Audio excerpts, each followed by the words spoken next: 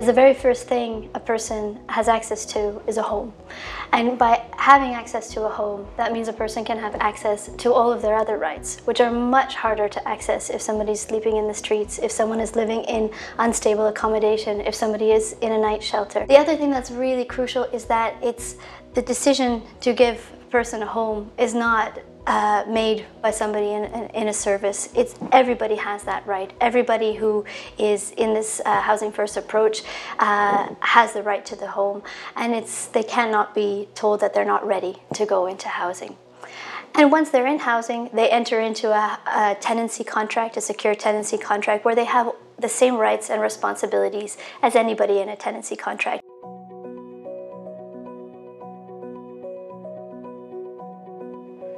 Choice and control for service users is about providing people who've had challenging and chaotic lives with a stable and safe home environment from which they can begin to take back control by determining what support they receive, when they receive it, and how they receive it. Donc l'accompagnement qu'on propose, c'est vraiment du sur-mesure. La personne est au centre du dispositif et décide des domaines de la vie où elle souhaite être soutenue. Et bien entendu, ça n'empêche pas l'équipe d'être attentive et de faciliter l'émergence de certaines demandes. Et à part ça, rien n'est imposé au locataire, à part les devoirs classiques, c'est-à-dire le paiement du loyer et le respect des voisins.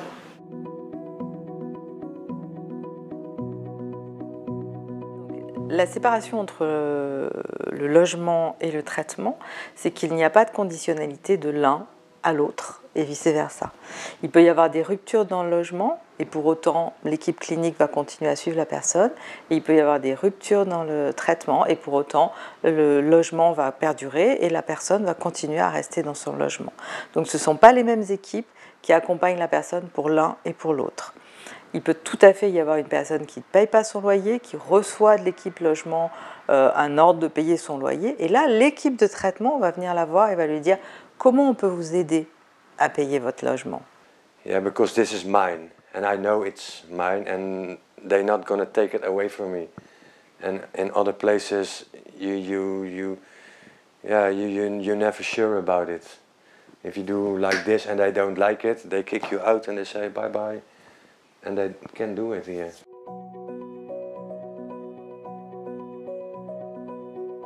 Le rétablissement, c'est un processus par lequel la personne va vers un mieux-être, pas nécessairement par rapport à nos normes à nous ou aux normes de la société, mais par rapport à des normes qui lui sont propres. Je pense que c'est une façon de reprendre le contrôle de sa vie, mais ça suppose aussi que nous, on lui laisse la possibilité de reprendre justement ce contrôle. Ça ne signifie pas nécessairement que les symptômes vont disparaître, mais que la personne va apprendre à vivre avec.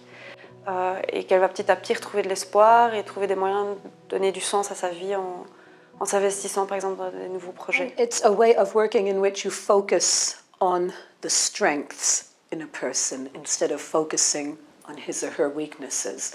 And it's like you build on strength and you look at what someone is good at and you can refer to that, you can build onto that. Really, I'm really passionate about it. Instead of focusing on the areas in which there are problems. You look for the passion, you look for the motivation. And the idea that every person has the ability to recover from any situation, that's something that's very special to me.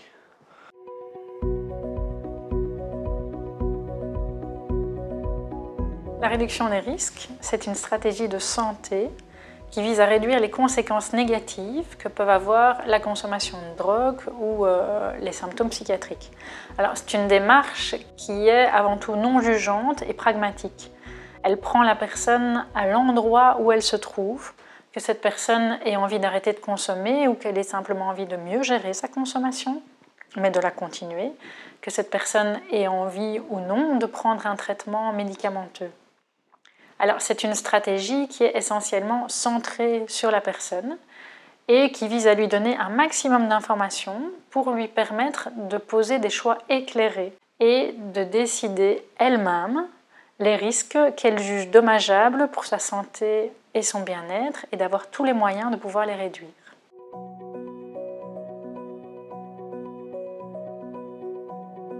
Donc on travaille beaucoup sur l'échange, on travaille beaucoup sur la discussion, sur la compréhension, sur l'empathie, sur la bienveillance. Et c'est une fois qu'on arrive vraiment à créer ce lien avec le locataire que les choses deviennent plus faciles. Donc si effectivement on sent que la personne part un peu en vrille, il peut y avoir une rupture de soins par exemple, une rupture de traitement. Si on sent que la personne n'est pas bien, on ne va pas arriver et lui dire « il faut que tu prennes ton traitement, tu n'as pas le choix, il faut que tu le prennes ». Mais on va essayer de l'amener dans une logique pour qu'il puisse se poser la question « comment je me sens quand j'ai mon traitement? Comment je me sens quand je suis sans traitement ?» On amène vraiment le locataire à réfléchir par lui-même et à prendre la décision par lui-même. Et nous, on agit en conséquence, quelle que soit la décision.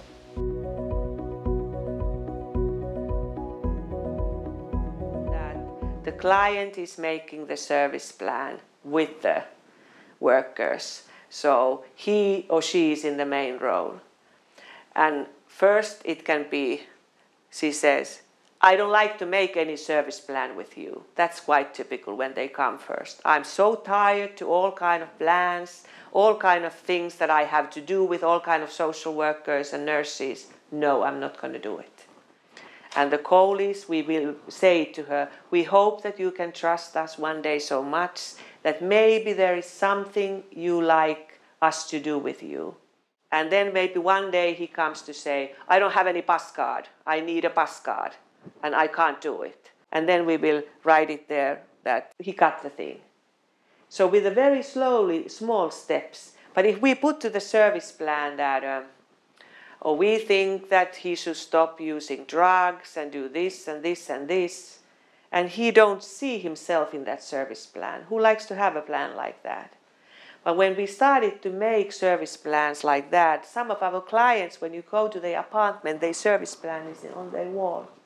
But it's so important paper because there are things that they like to do, not the things that the staff like them to do.